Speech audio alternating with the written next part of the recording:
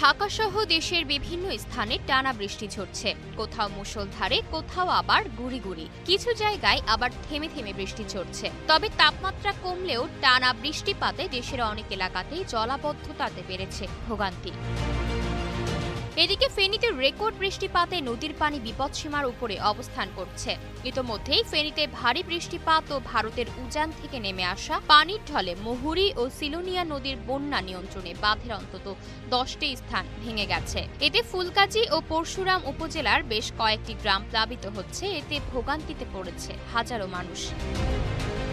খোঁজ নিয়ে জানা গেছে, মুহুরী নদীর বন্যা নিয়ন্ত্রণ বাঁধের পরশুরাম উপজেলার চিথলিয়া ইউনিয়নের মধ্যম ধনকুন্ডা, নোয়াপুর, শালধর এলাকায় 3টি, ফুলগাজী উপজেলার দেড়পাড়ায় 2টি, নাপিতকোনায় 1টি স্থানে ভাঙন দেখা দিয়েছে। ফেনী আবহাওয়া অফিসের ভারপ্রাপ্ত কর্মকর্তা মোহাম্মদ মুজিবুর রহমান বলেন, জেলায় টানা 2 দিন ধরে মাঝারি ও ভারী বৃষ্টিপাতে মঙ্গলবার সন্ধ্যা 6টা পর্যন্ত 24 ঘন্টায় সর্বোচ্চ 440 মিলিমিটার বৃষ্টিপাত রেকর্ড করা হয়েছে, যা বিগত কয়েক বছরের সর্বোচ্চ।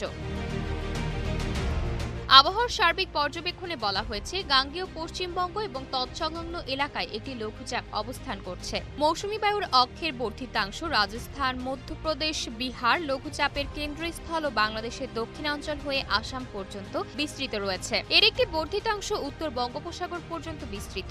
মৌসুমী বায়ু বাংলাদেশের দক্ষিণাঞ্চলে সক্রিয় ও অন্যত্র মোটামুটি সক্রিয় এবং উত্তর বঙ্গোপসাগরে প্রবল অবস্থায় রয়েছে।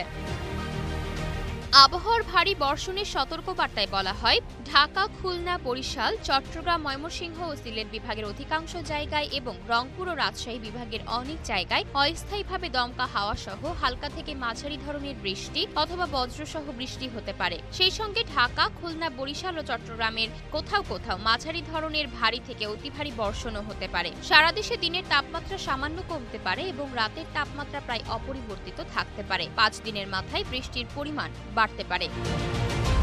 আয়শা অর্থী, নিউজ ডেস্ক, গ্লোবাল টেলিভিশন।